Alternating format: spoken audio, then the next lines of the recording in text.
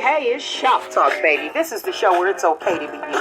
We're talking from Yale to jail and from the church house to the pimp house. Nothing's excluded on Shop Talk. So if you don't have a phone, I suggest you borrow one. Call in and voice your opinion live every Saturday morning from 10 a.m. to 12 noon. Yeah, that's right, 10 a.m. to 12 noon. Don't forget to Shop Talk with your girl, because right here, we keeps it real.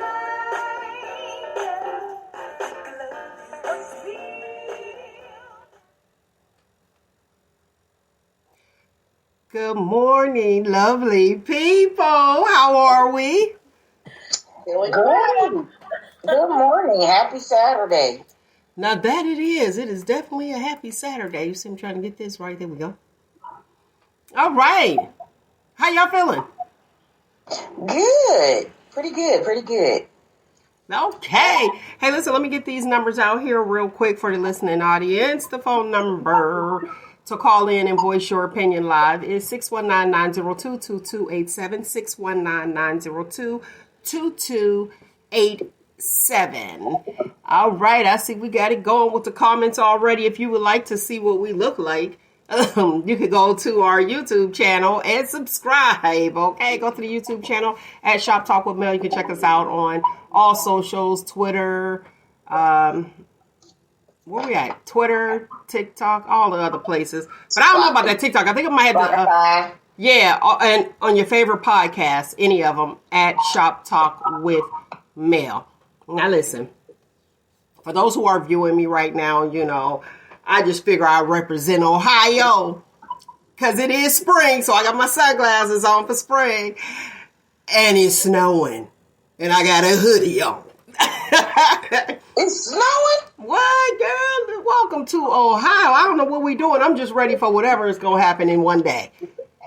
Okay? Listen, okay. Yeah. No, seriously, this is how I used to be back in the day.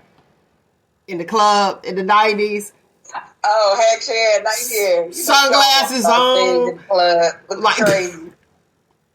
Sunglasses on, it'd be pitch black outside. I'm in the corner like, okay, 5 o'clock, check out 5 o'clock. You remember that? You be like, 10 o'clock, 2 o'clock. Yeah. You like, see somebody fly? 2 o'clock. Shit. Girl, don't look now, but to your nine. You know how you just slyly do, you either stretch or you do a cute little dance and be like, hey. All right.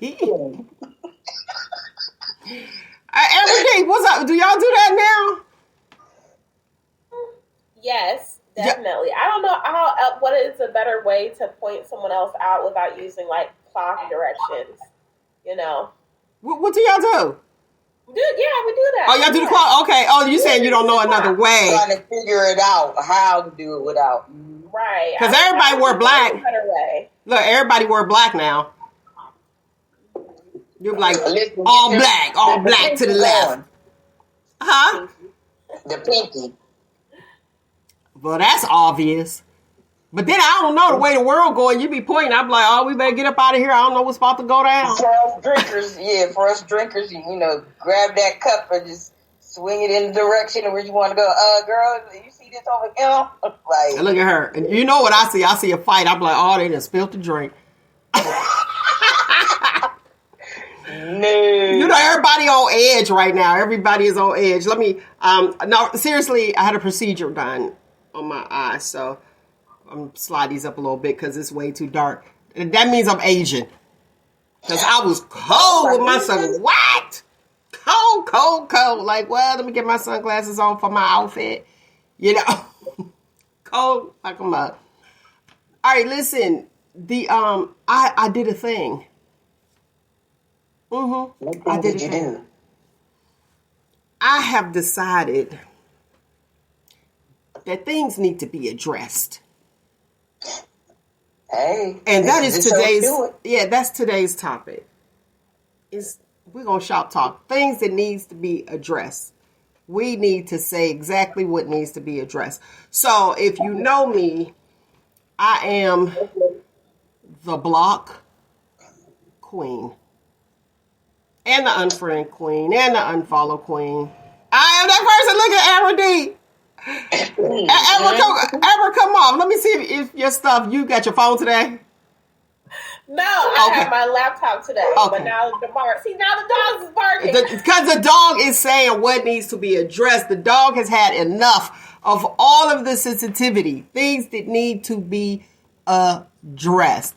And we are definitely going to talk about it right after this.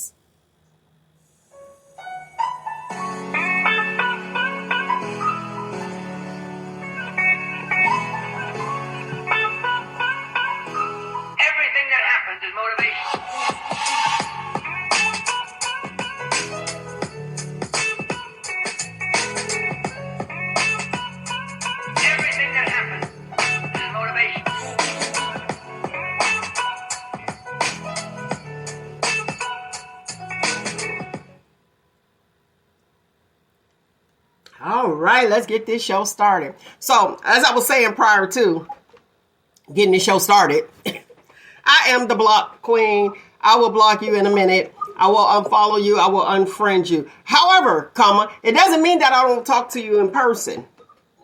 Now, you have some people who feel like, well, we're not friends on Facebook. This is how the narrative has changed so much. We're not friends on Facebook, so I'm mad at you in real life. So we're not friends in pretend.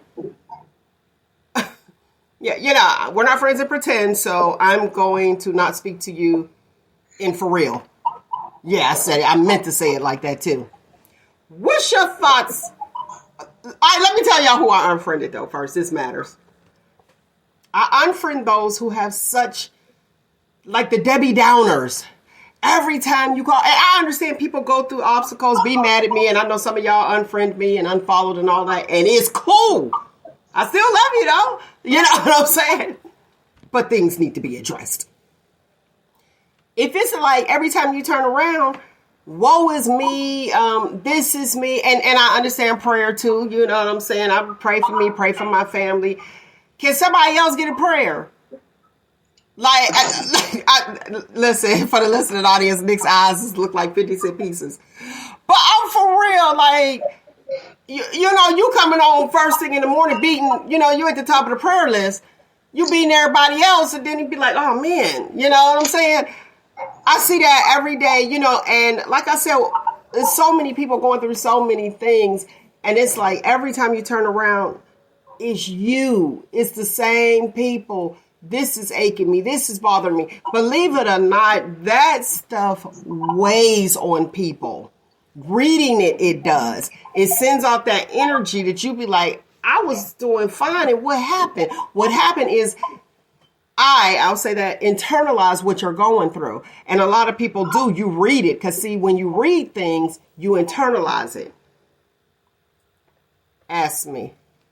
Why, Mel? How do you feel? Because some people can say things. You don't have to internalize everything people say, but when you read it, you internalize it. Have you ever got cussed out on paper?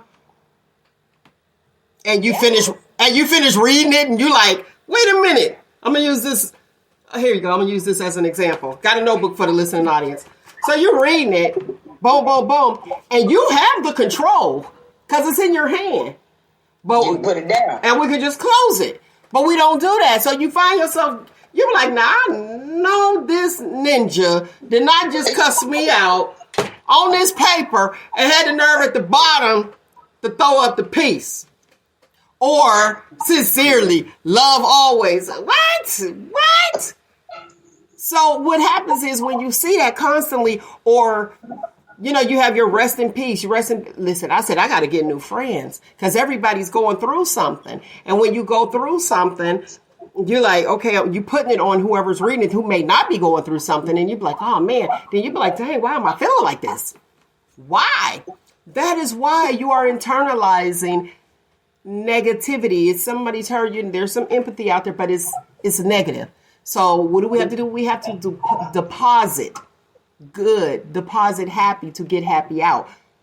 There you go. You deposit whatever you're putting in, it's going to come out. So be careful what you read.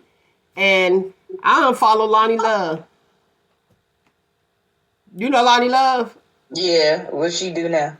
I heard of her. Yeah, Well, Reverend Lonnie Love was on Martin. I think that was his name. And somebody thought I was unfriending him. I bust out laughing. I was like, no, that was like a Pastor do-wrong on the Martin show. But Lonnie Love is a comedian, and she was also a TV host on The Real.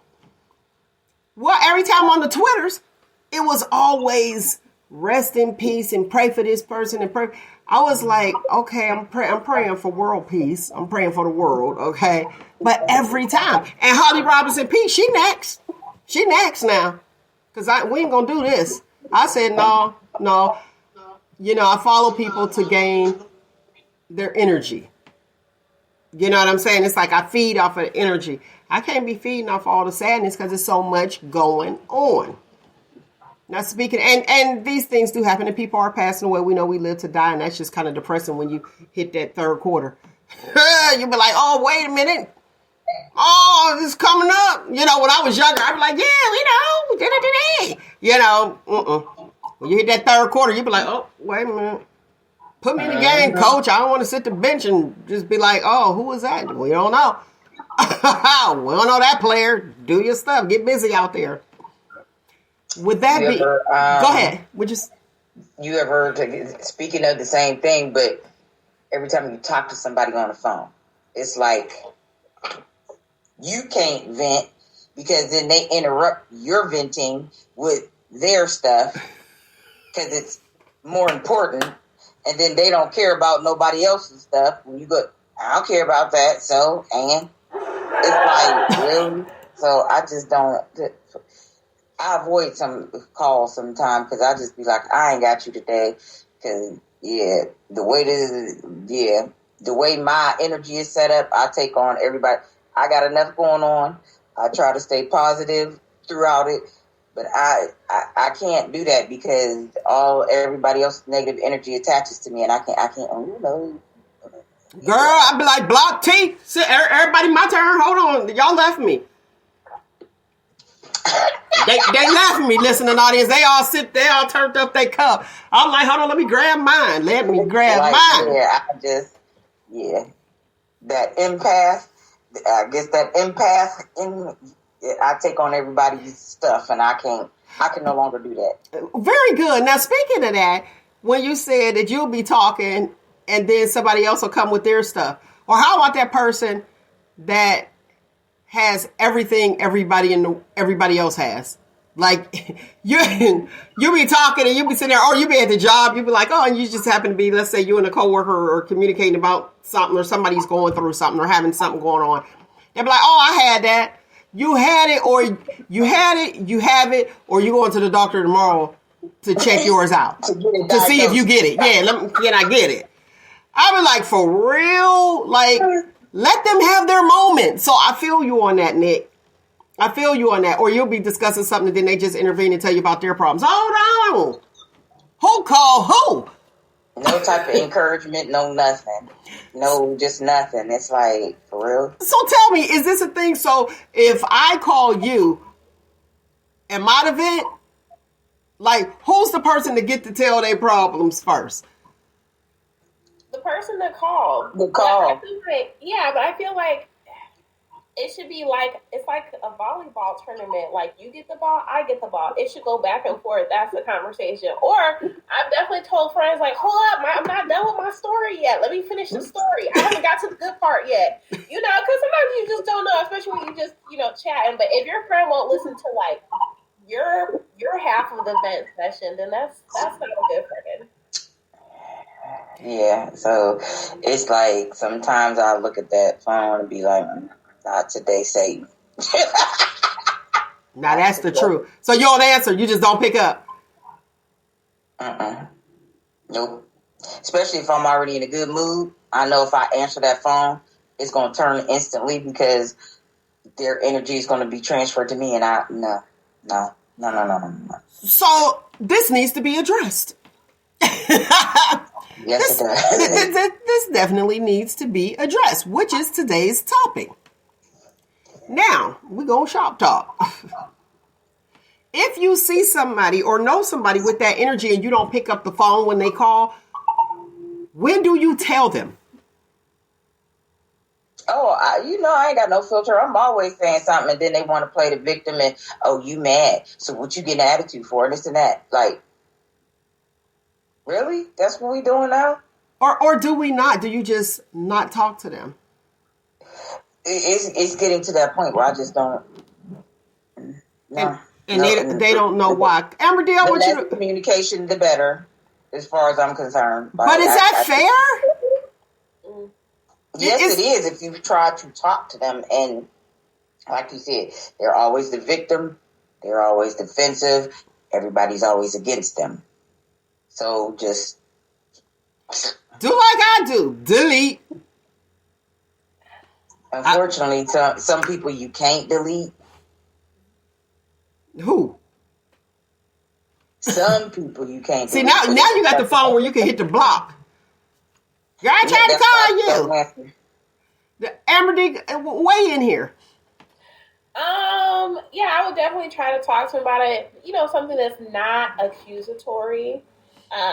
Just like, oh, are you okay? Because I feel like you've been really kind of down and negative for like the past 4 months or something like that. You know what I'm saying? Like, it's been going on for a long time. I think it's important to point out the time span because everybody has bad days. That doesn't mean there's an issue, right? And that's what friends are for. And personally, I don't block people. Like, I have to like hate your guts.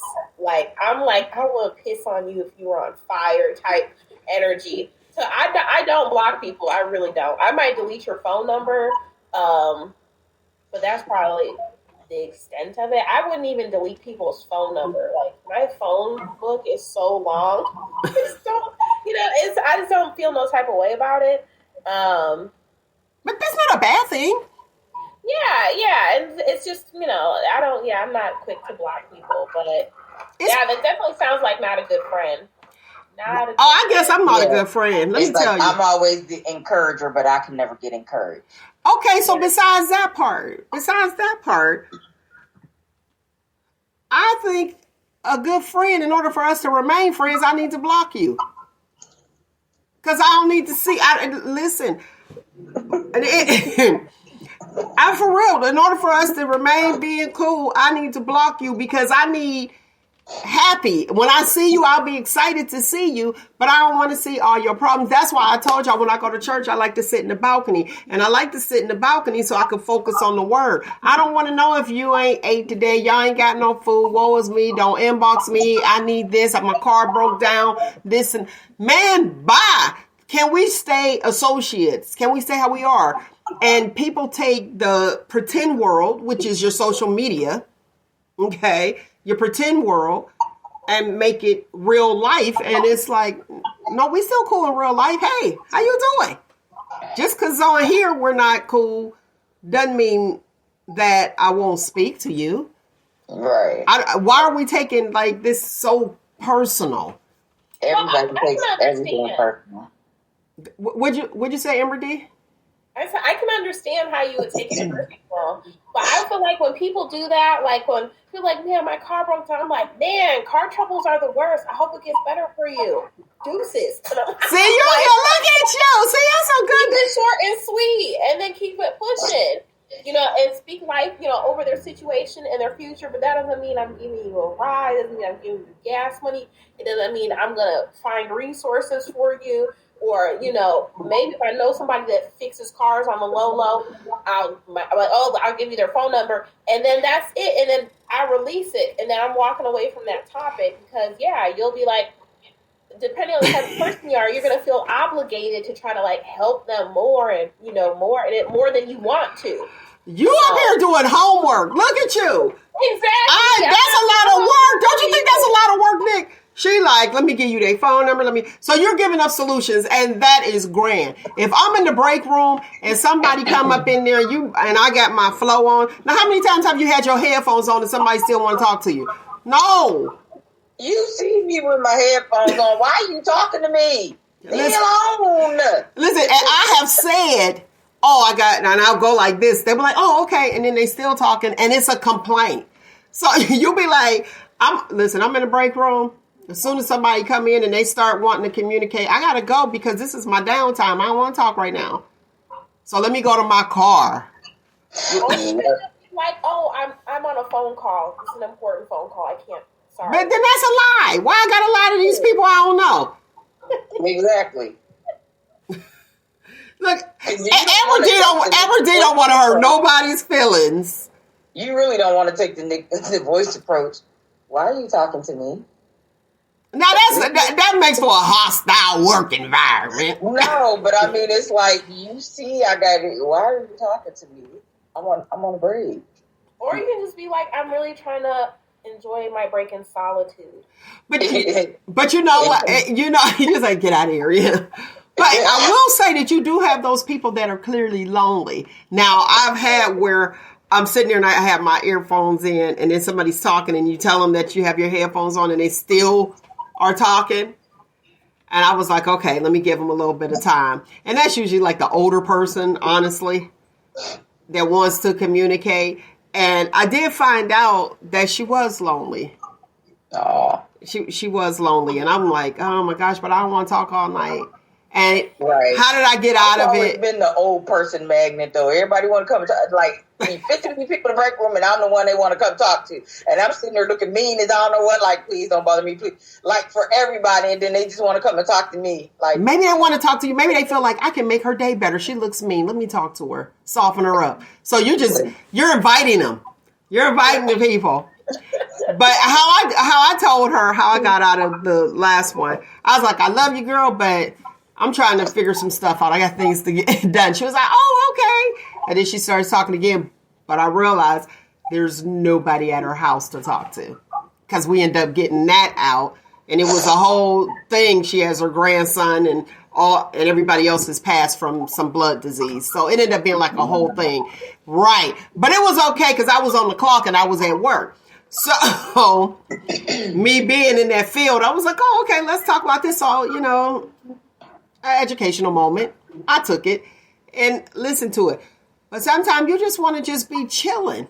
And it's like, no, I don't want to do this. So yeah, I'm the block queen and unfriend queen. And I want to put this out here. If we were friends and unfriended, maybe you were hacked. Because I'll do that too. If somebody, as soon as they start inboxing me something, I'll just be like, boom, done. Because I'm not going back and forth and arguing with these people. It's almost like the people that call the cell phones. I got a house phone. I had a house phone for you to call that and harass with your telemarketing. Now you want to call on the cell phone. Child, you can't. And every time you block the number they call you from a different number. But watch this though. So it's a breathing contest, but I always win. Right.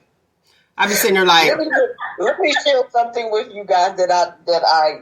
Well, you can. So, but I sit there and I'm like, because they wait for you to say hello. You call me. And then it'd be like, click. I'll be like, all right. Like, go ahead. What you got, Nick? I used to answer because I knew, because our phones now say spam. So I answer the phone and it'll be over there, with the voice, the Middle Easterns. Oh, okay. And they be talking this mess or saying that I ordered something and it was something and they, trying to get me to get my information. And, well, if you want to stop. So I'll go, help me. Oh, God. Girl, don't play. They're going to get your IP address or whatever it's called and send somebody. He's trying to kill me. Help me. That usually get them to click real quick. Call 911, please. Click. That's what I thought. Listen, no. See, if that was me on the other side, I would be calling. I would be to put it on the 3-way and then getting tracked. Like, it would be bad. See, But that's how you know it's somebody that's trying to spam you. Because they ain't going to try to help you. They definitely not going to call 911. They don't want no parts of it. Oh, see, I feel like I got to help. I feel obligated. I would feel like I got to help this person. Though. Yeah, I guess. Yeah. Look, I'm like, you call the number back and it goes, so it'll be somebody's phone number. And like, I didn't call you, because I've had that. Or somebody was like, you called me. No, I didn't call you. I haven't touched my phone all day. Yes, you did. So how did I get your number? How do we get, we got to figure out, we got to get more creative than fake allegations, Nick. No. Because I've called people back. and ask, I missed a call from this number. And they're like, no, I haven't called you. So I know it happens because I've had people do it to me and say, well, you called me. No, I didn't call you. Must have been a spammer or something. Because, they have those machines where they can route phone numbers. So just like... you know what? You're right, because I used to work, I used to sell cemetery plots, and we had a list of numbers, a whole book of numbers to call. AmberDee, why you look at me like that? When I said I used to sell cemetery plots. My college days. Say that before? I've heard it, but it just seemed weird, right? I mean, a little bit. Listen, they had me scheduled on Halloween. Guess who didn't show? No call, no show. Right. I was a ghost. I see y'all on the 1st of November because I ain't coming up in here. Yeah. Right, exactly. What happened? Yeah, I was a ghost. I was there. Like cemetery plots. Because my paternal grandfather died on Halloween a couple months before I was born in 1970. I was like, wow, what a way to go on that day. Oh, he was a ghost. For real. Exactly. Look, the new term. Literally. You got ghosts. Exactly. so of course my dad used to pick with me all the time, talk about, your grandpa coming through. When's your birthday? February 24th. February, that's right. Oh, we just had one. Yeah, we just had a birthday. Okay. And you're AmberDee, when September, right? August 30th. Oh, the end of August. Okay, I just knew Virgo was in the building. I just wanted to give a reason to let the listening audience know mine is September the 8th. Yes. I'm joking. 30th of my parents' wedding anniversary and somebody else's wedding anniversary. Well, we don't want to know. We ain't doing that. We talking. See, now here you go. This needs to be addressed. This needs to be addressed. We ain't gonna talk about you and your stuff, and that's gonna have you in the damper or have me in the damper. Oh, no. All right, now listen, that need to be addressed. Now let's move to the next topic that needs to be, or next issue that needs to be addressed. When you go on a bad date. You go on a bad date and they don't know that it was a bad date or something was wrong. Okay. He's musty. So I'm thinking that maybe like the oils that people buy, don't match with the chemistry. Do you address that issue then, or do you wait until after? Definitely after, and it depends if you still want to talk to that person. And then even if you don't, if you felt like they were a nice person, but like there was just like no chemistry and you just don't want to pursue anything with them, it was chemistry, the chemistry of that cologne and that body chemistry mix, and it just did not work. Romantic chemistry. Okay. I would have put somebody out of my house because they took their shoes off and funked up my whole bedroom. But wait, hold on. This is the first date. Is this the first date he took his shoes off and funked up your bedroom, Nick? It's not the first date, are we, is this a confessional? No, not the first date, but I'm just saying. No, let's stay to the topic. We got to stay to the topic. The first date. So do you let them know? Now, AmberDee, you said yes after the date? Yes. I feel like if you wanted to continue dating them, you could bring it up. I feel like it's always how you say it, not what you say, type of situation. But I feel like even if you felt like they were a decent person, but you didn't like them like that, I would still tell them. If you didn't like them and you thought they were like an a-hole, then definitely tell them. Knock them down a few pegs, right? But you will say it. You will say it after, and you'll figure out a nice way to say it. Huh? You said you'll say it after the date. Yeah. Okay, Nick. What about you? During the date, after the date, or before the next date, the next invite? What next date? They get ghosted. I don't talk to them. See, so she do be blocking people. You musty. Like, like, okay. Yeah, that's about as bad as somebody hugging you, leaving all they bust on your clothes, and you smell it the rest of the night. Nah, dog. Next time you see them, hi, how you doing? They go to hi, no, shake a hand because you ain't ugly. No, I can't do that. I like, ghost. I don't even say. Give me 100 feet, not 50 feet, 100 feet. I can't do that. But you got to let them know. If you want in on this conversation, feel free to do so. The phone number is 619-902-2287. 619-902-2287. And Now, Mel, it's going across. folks, It's going across the bottom. And you can also comment. We're looking at the comments too. We're down here in the comments. I think that you should tell that person, and see, I would tell them right then. And I'm like, listen, and I did. What kind of, I was like, you got on cologne? Like, what is that smell? And I can't help it. I really can't, because I can't move forward. I can't move past it. I'm like that little, that little kid to be like, what is that? What is that? You be like, if you don't be quiet, I am. Little kids are telling. I am like I'm telling you, I cannot get past it. We will not order an appetizer because I need to figure out what this aroma is. And that's how I found out that it was oil. I said, oh, you probably shouldn't use oil because it's not mixing with your body chemistry. And then that'll, to me, that opens the door to say, okay, address the issue or there won't be a second or third date. So how you respond, that would matter to me, how they respond. Now, if they get offended by it, then I already know it's a no-go.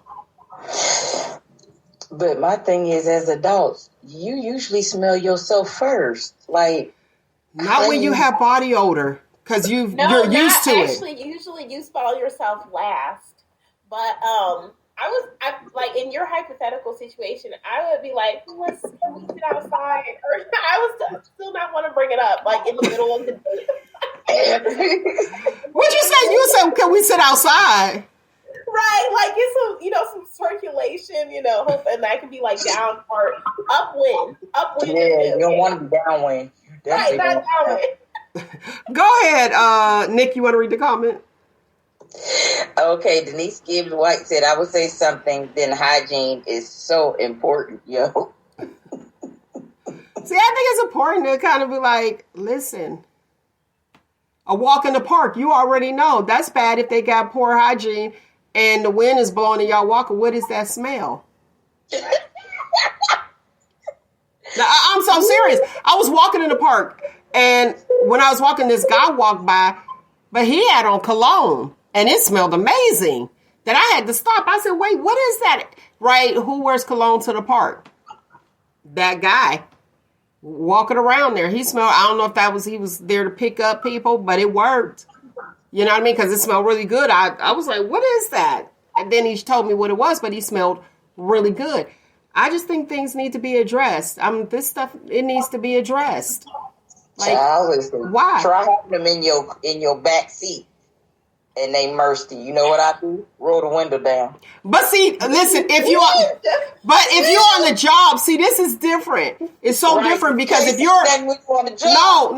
No. If you are on a job, it's different. If somebody's musty at the job, because there's several times I go to work and I'm like, I smell cats. I can't help it. It's like. I say it. I was like, I smell cats. And I just did that not long ago. And they found the smell for me. They found the smell. And I think it was the lady's coat. I don't know. But it went away. And if you address it, see, AmberDee is the reason we as Americans are in this situation. She's sensitive to the needs of others. And she's like, oh, well, maybe we should do it this way. Oh, sensitive America. And she's doing homework. Let me find out. She's giving up solutions, which is a great thing. I just don't have the time. AmberDee, you want to go to the comment? Hold on, Nick. We got to go to a comment. Go ahead, AmberDee. So Bobby Green said, I have smelled a woman wearing perfume and her deodorant at the same time, and the smell was horrible. So you know that thing wasn't correct. Boom! Boom! With that being said, let's go to the next issue. And he's right, because I was thinking that, Nick, when you said you smell somebody and they musty, like, so I'm thinking if your hygiene like that, you said you'll shake a hand. I'm like, I ain't shaking your hand because I don't know if you even washed that mug. Yeah, that's true. You know what I mean? It's a little different now. Before we used to shake hands all the time, and you'd be like, I don't know what happened with that hand yesterday or 5 minutes ago. But to his point, if she got perfume and deodorant, I don't know, she must have two scents going on. Right, that's what I was thinking, because there are definitely, because, it's like a whole science. Like, sometimes you mix scents together and they don't complement. And they don't mix. I feel like his comment was saying that, like, her genitalia wasn't... That's exactly what it says. Well, and I feel like that's unfair because, sometimes, your perfume, depending on what kind of deodorant, that they don't go together. But on the general bigger issue of hygiene, like lint in their hair or lint. People got lint in their hair still. Some people, I'm just thinking of like when I think of someone, a man, because I'm heterosexual, a man that like I wouldn't touch. Like he extended a hand to shake, and I'm like, you see his lint, his lint in his hair. You like, nah, I'm not shaking your hand. You've been under the blanket. Like, you've been under one of them old throwback blankets. Hey, or they got crust in their eyes, and dry, flaky skin and chapped lips. You know what I'm saying? That's great. They're just musty. That's basic hygiene, though. Well, exactly. I think to his point, but watch this. You said it. So perfume and deodorant, both of them have a scent. I'm sure. How do we put perfume on? Do we do it like old school? You squeeze the bulb and put it just on your neck? No, you spray it all over. Okay, well, my wrist ain't gonna be all in nobody's face. Or look, if I got some expensive perfume on and I'm putting it right on my wrist, I'm gonna make sure it's in your face so you can smell it. But but here's the thing. We spray it all over. So if she went overboard, sometimes people can go overboard and the body chemistry is different. So she might have sprayed down there and I'm with them. It might not be right. That monkey might be junky. Or my friend's dad used to say, if you smell like fish, have a dish. You smell like cologne, leave that alone. Wait a minute. What now? Wait, hold on. This sounds like a gym. Go ahead. Now what is this? I got the bell, so go ahead and say it. He used to say, if it smells like fish, have a dish. If it smells like cologne, leave that shit alone. Okay. If it smells like fish, throw it back. Throw it back in the lake. Put it in the water. Something wrong. I used to be like, really, Mr. C? Come on now. Yeah, thanks for not saying his whole name. But I was like, let me hear that. Let me see what's going on here. Listen, I think you need to say it. Now, what if he's short? Not height. Maybe, what if he head and shoulders? So you're with a guy, first encounter. Okay. Let me keep it real. Certain words. First encounter. And it ain't what you thought it was going to be. And they come back for more. Do you give them a second chance? Or do you block them? Or do you tell them? You already know my stuff. I've told that story before. The listening audience probably haven't. I know you had this. Wait, where was I? Asleep? Okay. As soon as I was living in Georgia, I had met this guy, really nice guy, nice looking. He invited me over, cooked dinner, he had spaghetti and salad. But okay, had drinks, get ready to do, put a Magnum on. I'm like, okay, what happened? Where's it at? Gets up, goes to the bathroom. He was drunk, didn't realize when he went to the bathroom, he didn't take it off. Okay. It wasn't none. Okay. I didn't realize till 2 weeks later when. Yeah. Okay. So we know the end of it. Okay. Yeah. Now. Yeah. But did it work? So that's just like a size thing. That's just a size thing. But I'm wondering if he was terrible. See, that doesn't say if he was terrible or not. He was terrible too. So, needless to say, the next time he wanted to date, I was like, no. So he ended up He either mad at me. So you wouldn't, but do you, this needs to be addressed. Do you tell him? Oh, I addressed him with everything. Okay, and then what happened? He was mad at me. He was mad, and then that was just it. That was it. Okay, AmberDee, go ahead. What you got? Yeah, I would definitely address it and just, again, it's one of those how you say it, not saying it or not, but just be like, I didn't feel like there was enough chemistry in the bedroom. Like, I don't think we're sexually compatible, and leave it at that. Like, and that's what you'll say? He's bad. Doesn't mean I'm bad. It just means we're not good together. Look how, see, she's so kind. She's so nice. Okay. Hey, if you want in on this conversation, feel free to do so. The phone number here is 619-902-2287. And oops, I got Texas. Sorry. Look, I'm like, I got Texas while I'm sitting here. You can definitely text, and I'll go from there. And I got 5 texts already. So I'm going to read them in a few minutes. I ended up with toxic shot in behind that. So I wasn't kind at all. Oh, okay, but I got that part. Oh, that's your situation. That's different from what I'm talking about. That's not okay. That's whack. That is really whack. It was whack, and I wasn't going back. Okay, now we rhyming up in this mud cracker jack rhymes. Next to go viral, Nick the Voice. But here's the thing. So you don't say it at the time? Encounter? Yeah, you don't say it at the time? Like, if it's whack, why don't you be like, can you get up? Like, yeah. You don't say it? I didn't realize that until I got home. So you just endure it? Oh, gosh. No, I would be like, yeah, I would try to transition into something else. What, like Celie on Color Purple? When Mr. was on top of her? And he just do this thing. Remember, that scene? Like, so you don't mention it there. You just deal with it. No, I'd be like, are you good? Like, are you done? I'm the one that asked her, you done well? Like, bruh, like, it's... I'm sleepy. Yeah. Womp womp. So, okay, I gotta read this. This is kind of lengthy, but I'm just gonna go with it. Okay, so this is a text for the listening audience and the people that's viewing. So this is what I'm reading it. Okay, I'm gonna paraphrase. She's overweight. That's what's all this information is in here. Not body shaming people, but that need to be addressed too with this oversensitivity. She's overweight.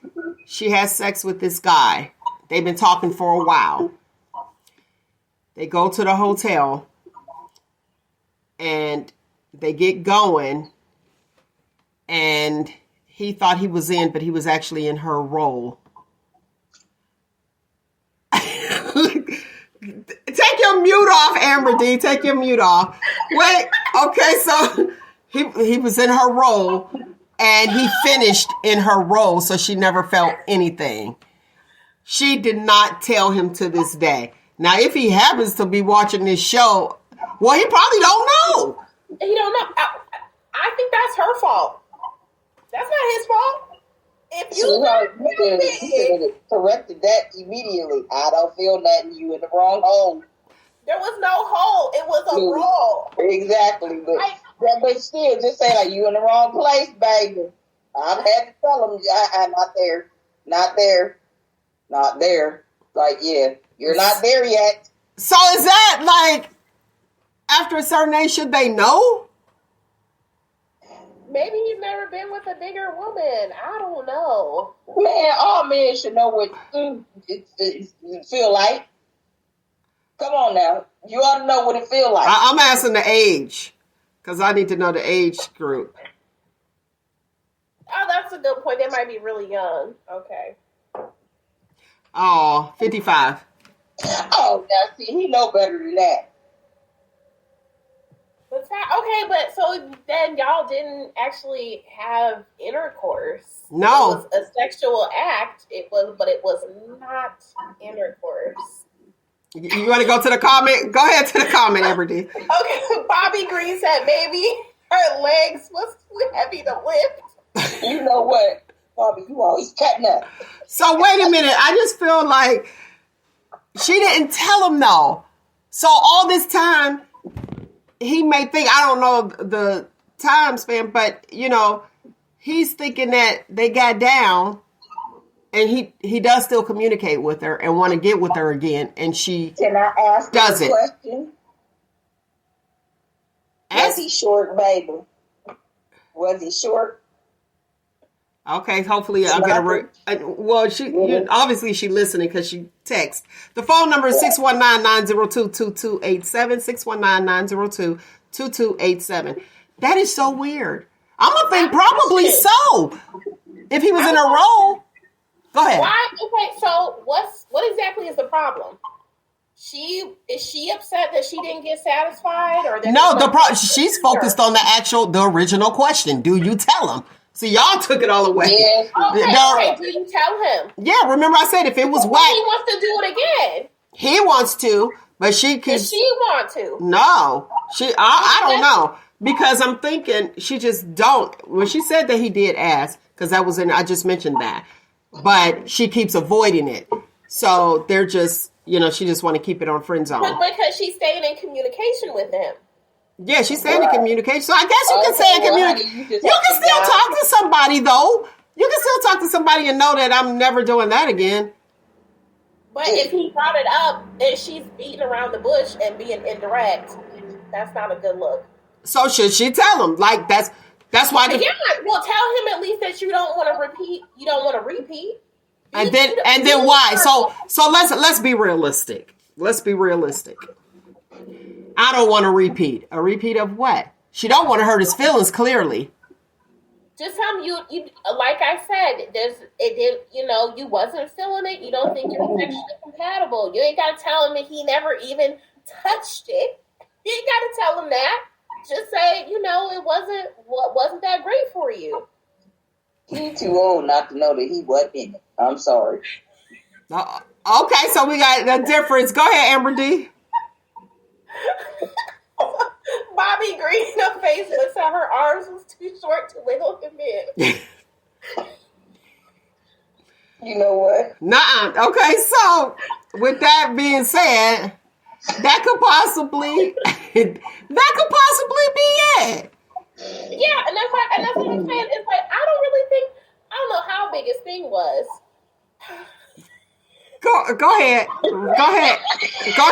Come on, we got a listening audience. Our listening audience is larger than the viewers, so come on. Okay, and Shandu Piegler of Facebook said that role must have been good. And see, listen, my sentiments exactly. That's what I was thinking, like, man. And she said it was fast. Oh, Jesus. Oh, my God. Like, seriously, you should have, right when the guy's like, no, baby, that's not it. Because I've had to. No, you're not in the wrong place. I've had to. So you got to say, especially if you're trying to get yours, you got to stay right there and there. You're in the wrong place. So that don't change the mood? Not in an air, no. I think, no, I feel like, okay. So in the experience I've had where it was like a wrong hole situation, I don't even say nothing. I was like, hold up now. We didn't do that. So, you don't even have to have a whole, you don't even have to verbalize anything. Like, are you wrong place. Wrong place. Yeah, sweetie, you should have communicated that immediately, right then and there. Immediately. But this is my thoughts. I'm thinking it might have been a deep role because I would think that would probably hurt. Exactly. That's what I'm saying. She must be very obese, like extremely, to where it would work. It had to be a deep enough role for it to work. She opted not to say anything in the moment, and then she's opting not to tell him later after the fact. She's still not opting to tell him after he's broached the subject and told her he'd like a repeat performance. So to me, it sounded like this is all on her. Yeah, you really should have said something right then and there. Just like, wait a minute, you're not in the right spot. In the wrong spot. Okay, you know what I'm thinking from with the age 55, still in communication, me being a female, not wanting to hurt his feelings, I'm thinking he probably pays well. Because that would be, to me, the only reason I could see somebody dealing with somebody. If she needs something, he got to be her money man or her dinner. Wait. Let me get my point. Her money man, her dinner man. You know, we got different ones. Something that she don't want to totally let him go. That's what I'm thinking. Let's hear from the fellas. Go ahead. Okay. So Bobby Green on Facebook said, as a man, you know where to put that thing. There's no way in the world that man should have been in her role. She had on too much skin-tastic. Okay, wait. Okay, we got to do it without the laughter so the listening audience can hear the comment. Okay, one more time. So Bobby Green on Facebook said, as a man, you know where to put that thing at. There's no way in the world that man should have been in her role. She had on too much skin-tastic. Let's see. And that's exactly what I said, especially at that age. He know what it feel like, and he know doggone well that wasn't it. Is it possible, fellas that's listening in, is it possible, and you guys can text 619-902-2287, I won't say your name. If you let me know not to say your name. Or if you want to call in, you can definitely do that. Is it fair to say that a man would be, this is for my fellas out there, a man will be okay if she's not satisfied to tell you? Is that what you're saying, Bobby, as a man? That I want to know. Is it fair to actually, well, I don't even know if I should say fair. Is it okay? Or would a man be okay with her saying, hey, listen, this is not it? And we're talking the first encounter. We're not talking in a relationship. I need to know I want to hear from the fellas. Go ahead. Mm-hmm. Go ahead, AmberDee. What you got? This is a great aspect of the conversation, and I want to know from the original viewer. So, did she communicate to him that she was satisfied? No. See, it's on her. Oh, okay. We got a male comment. Go ahead. Okay. Bobby Green on Facebook said, I would rather you tell me so I can make it right. Okay, because you don't want to get talked about. Because you know we talk. Sure do. Go ahead, Nick. Just like men talk, females. Bobby Green on Facebook said, I love honesty. Okay. So first, should have just first encounter. Now, I told you I was like paraphrasing. She said he was moaning and she didn't want to. Oh, he was having his moment. He was having his moment. But you wasn't having yours, girlfriend. You cheated yourself. Okay, but besides that, he was having his moment. Do you say that gotta be humiliating? Be like, you're not there. No. Like, I would think for a guy, I would be, if I was a guy, I would be so freaking embarrassed. Like, I'm having a moment, enjoying the moment, and the moment, wait a minute, the moment was not the moment. It is a moment. It was a moment for him. Yeah, and that's okay. You're not always gonna, okay, so not even sometimes. Most of the time, you're not going to have your moment simultaneously. And that's okay. As long as you get in the moment in. Sounds like she never got a moment. And that sucks. But again, it's her fault that she didn't verbalize or communicate to her partner that, hey, like, we still going here. We're not done yet, sir. You know? And I would feel like the whole role thing, to me, I would compare it to like digital stimulation of a vagina, because I have a vagina. So I'm like, okay, so basically that's what it was. It was, not penetration, but, still something. My thing is, I wouldn't even let it get that far. As soon as I felt him in the wrong place, wrong place. Like, that's all you had to do. You about to have my stomach chafed. I ain't going to be able to wear a crop top. You're not in the right place, babe. Yeah. And direct him. I mean, I've had to do it. And was it embarrassing for the moment? I don't know if he was embarrassed, but he didn't communicate anything. We did what we had to do, and we've done. He got his, I got mine, we cool. But you really should have direct, like, soon as you felt it, no. not in the right place, and direct them if you have to. I mean, with us women being a little bit larger, sometimes we have to do that. And I mean, like, it's no shade against him, no shade against you, but you know, you had to get he got his pleasure, you didn't get yours. Now you're scared to try it again. So maybe try it again and just direct him to see, because you may very well be satisfied this next time. So if you don't want to say nothing to him, don't. Try it again, but this time direct him to the right place so that you can get yours. I think that's great advice. And also, I did want to say, as far as the listener, you know, I can understand. I'm the type of person where I'm not quick with it, so it takes me time to respond, especially if you're in an awkward situation. So I understand her not saying anything in the moment, but you continue to stay in contact with him, and you chose, okay, that's okay, fine, I guess. But then he brought it up like, oh, I want to do it again, and then you still didn't bring it up. So it's like, this will never be resolved, and like Nick said, you might have a better experience if you don't bring it up or something to address it, but just kind of holding on to it and not telling him, and then also not telling him you do or you don't want to do it again it's I don't think it's not fair to you, and it's not fair to him either. Okay, go ahead with the comment, and then I'll go with... Bobby Green of Facebook said he was excited and thirsty like a kid and probably wasn't having sex, and finally he got some.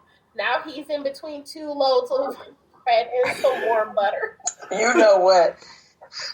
Listen, that's funny. And listen, I had a whole visual. Let me get these facts out here real quick, these statistics too. According to Sexual Alpha, 80% of females fake orgasms. And I'm thinking that this is the reason not wanting to hurt someone's feelings. Now watch this. 42.4% of women fake orgasms because they don't want to hurt their partner's feelings. Now, look, you tell me. 80%? 80%. That is a lot of people that's faking it. Now, let me say this. 70% of women experience orgasm exclusively from the clitoral stimulation. So that could be digitally or actual vaginal intercourse. But 80% pretending and 42.4% do it and don't want to because they don't want to hurt their partner's feelings. And that's what it seems like. It seems like she don't want to hurt his feelings. Like, that got to be totally humiliating. I would think, like, you was in my role. That's that was a waste. I ain't faking nothing, because if I don't get mine, I get angry. Yeah. And I feel like if you're experienced and if you've taken the time to explore your own body, you know what you like and what you respond to. And you're there to do the do, so you might as well get yours in. So, it's like just a disservice to both people involved in this situation. Okay, let's keep in mind this was the first encounter, not in a relationship but she ain't a virgin. Okay, we don't know that. Don't know that. But what I'm saying is when you look at it and you say you have to get yours off, if you having a conversation and y'all meeting up for this, then I say, yeah, go ahead, drop the bomb. You know what I mean? Because this is the plan. But for it to happen it just happen and you're there and that's what occurred. Yeah. It needs to be addressed. And a guy need to tell a chick she ain't doing it. I bet you guys don't have a problem to say you ain't doing that for me. Right. Exactly. I feel like even if they do, they'll just ghost. Like, so, because that's why, from what you told me, like, the first thing that tripped me up was like, why are you, if it was so bad and he was so terrible, why are you still talking to him? And then Mel was like, oh, he's probably, got some nice wallets. I'm like, okay, I completely respect that. You know me, sugar baby. I respect that. But I ain't mad at you, girl. You know what I'm saying? If he got some redeeming qualities, okay. But if you want to keep him around, then, you know what I'm saying, you should, that little shrimp that you... You gotta fake it till you make it, I guess. My God. But if she wants to do it again, it's either you're gonna be dishonest or be honest. To Nick's question, I'm reading back. I'm sorry, y'all. Yes, he was small. Oh, baby. You asked about that money, then he got It's about the money. So it's about the money. Okay, see, and I feel like, especially when it comes to the topic of sex, we gotta beat around the bush, not get to the point. Okay, it's about the money. That's why you still talking to him. Okay. You should be bouncing on that little strip, screaming and hollering. She should be part of that 80%, huh? Or that 42.4%. Girl, you better get that bag. Quit playing. Can I ask another question? Does he do oral? Because if he do oral, then that's how you get along. Then that's your exchange. Which brings us to the next point. Go ahead, Nick, or whoever, either. Go ahead. Go. So Bobby Green of Facebook said, "You absolutely correct, Mel. I had to learn that growing up as a young man that women fake orgasm. Once I learned that, it was over with. Now your ass shaking like a crab cake. So I had to learn and study where a woman's G-spot is at." Okay. Shaking like a crap game, if you guys did hear that. You gotta learn. And but see, here's the thing too. Everybody's G-spot is not in the same place. For a female. Okay, and I feel like, because we've talked about this before, this is like because I feel like it's people's perspective on sex. Some people think every woman is the same or every man is the same. Like, no, you're with an individual, a human being, and if you are there to learn their body and they are there to learn your body, there's going to be some missteps, some awkwardness, because you don't know. That's okay. It's okay to not know, but if you're like, you're supposed to walk in here knowing how to satisfy me, and this is the very first encounter, like you said, I think that's unrealistic. And then not communicating, not being comfortable communicating, just means everybody's going to be dissatisfied. Okay, so let me ask you ladies this before we move forward to the next issue that need to be addressed. Would you, if the first encounter was bad, would you give him a second chance? After what Amber said.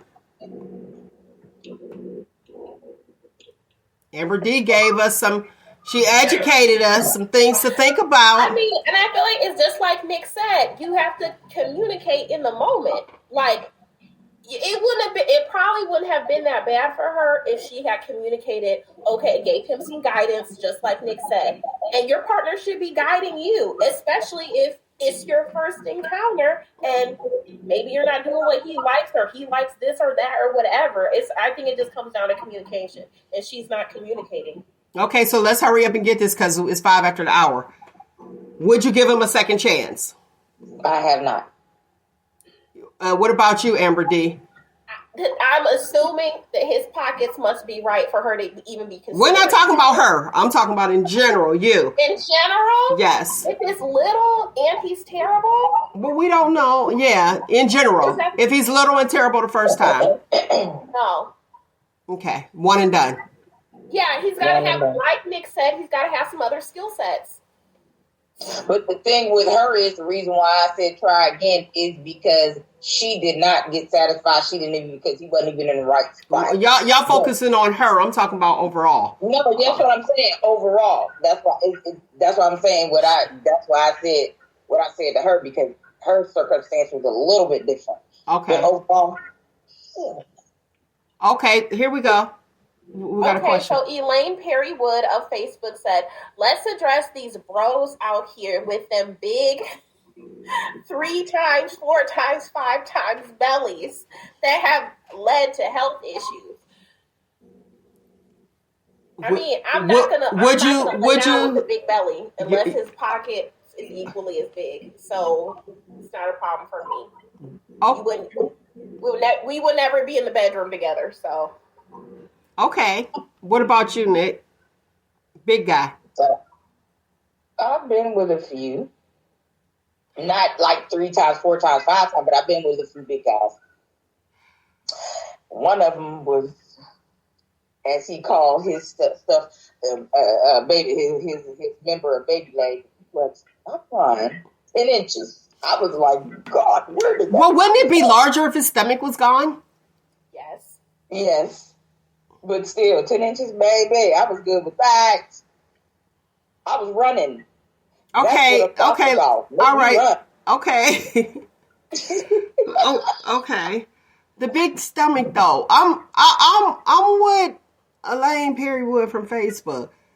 That is so unattractive. Like, wasn't in the way. well, they got yeast infection, because you know you can have that up under that roll. You know, homie is very hygienic. I ain't talking about specific. I ain't talking about now. You, whoever this person is, they still in your mind, and you focused on them. We talking generally. Now you said a few, but baby leg got you tied up because your mind is like, oh, honey, that. We're not talking about him. We're talking about a big guy. And people are attracted to who they're attracted to. But a big guy like a Biggie Smalls. Would you date a Biggie Small? No, and not even with money, honestly. Sorry. I feel like you know why? I like just my thoughts, but it need to be addressed, and I'm putting it out there. When I see bigger people, especially with bigger people with big bellies and just like, bleh, I feel like they got lockjaw. Like I'm on the phone, they got that white stuff in the corner of their mouth, and then be breathing all hard. Like I'm so unattractive. Like I'm just not interested. I'm so petty. I'm so shallow. I am shallow, but that's like gross. Men are good for saying that. A lot of men are good for saying they don't want no big woman. So no, exactly. So you're not shallow at all. A BiPAP machine. You can't even sleep peacefully. Exactly. And no, it's a hard no, because I've had to sleep with one of those for a while. I've personally had that experience. No, it's you hard said you had to sleep with... Go ahead, tell me, how was it all night? Like a refrigerator running? You know, like how you go nose blind, like you zone out, like eventually you stopped hearing it, but then sometimes you'll hear it again. And I just feel like it reflects that you don't care about your own health. And what I see is someone who has multiple health issues that are just waiting to manifest. Because it's not like, oh, you're big and there's nothing else wrong with you. You're big and then you've got like 5 other health problems. I'm not trying to be hospice care, nurse in a purse. No. What you got, Nick? No. So is it fair to say if somebody approaches you and you're not interested to just let them know? Or do you just ghost them? I just let them know. Or do you lie and say, I got a man? I feel like that was the one. That was like the number one. Oh, I'm in a relationship. Look, your relationship with God. Look, with God. I'm in a relationship and then you whisper with God. 9 times out of 10, I usually am, so I wouldn't be lying. I'm in a relationship, sorry. Okay. I would just say I'm not interested. And then it's always the dudes that press. Well, why? Why don't you want to talk to me? Then I'm going to sit here and tell them the truth. And then they're like, oh, you stuck up, blah, blah, blah, blah, blah, blah, blah, blah, blah. You should have not asked. You should have respected my answer and stayed in ignorance is bliss. Like, so annoying. Okay. Nick, you want to add to it? Or you agree with her? Because I already said, no, I'm not. I'm in a relationship because 9 times out of 10 I am. No. But I had one get ignorant and I had to get ignorant back. Okay. But then, he's like, how you gonna call me a big girl? I don't like big girls anyway. Well, would you approach me for a big boy? Okay. Yeah. Isn't that the pot calling the kettle black? Okay. Like, yeah, I had to go in. I really did. I don't like big girls anyway. Well, then you approached me, big boy, so why? And see, that's the kickback. Well, why can't we have just an adult conversation? Go ahead, AmberDee, you want to read that? So Bobby Green of Facebook said, I have dated big women in my past. I got tired of waking up under a chin due to the bed being uneven. I'm done. I'm done. Listen, that's some real stuff right there. Or you mean a roll to the center? You're like, how I get over here? You'll be on your side, then you falling in the dip. Oh man, that is like, how I get over here? Like what? And then you gotta climb out. You were like, oh, I gotta get back up over here for some back issues because the bed uneven. I cannot. He is so freaking funny. He is a mess. That is so funny. All right, let's go to the next issue that needs to be addressed. The youth. There was a teacher, a substitute teacher, who walked out of the classroom. And this was of a public school. And I guess the children were being very rude to her. Very, very rude to her. And she decided she was going to walk out. Yeah, I won't be back. Oh, wait, no. I won't be back. Hurt my feelings. Yeah, people are laughing. I'm going to go. I don't even care if I don't get paid today. I'm just a stupid old white lady. That's all. Oh, ain't no way, Yeah, do whatever you want to do. I don't care. I'm going to do it anyway. Okay, you guys can check that out, or you can go to the Shop Talk with Mel page and see that. Were you guys able to hear it? Barely, but I saw it. Okay. What's your thoughts on that substitute teacher walking out? I don't blame her because she would not have been able to teach. And I know how we used to treat substitute teachers. There were certain substitute teachers that we were like, oh, we can't stand them. So I know, we were a little bit disrespectful. But these kids nowadays have taken it to a different level. And I don't blame her. I don't blame her whatsoever.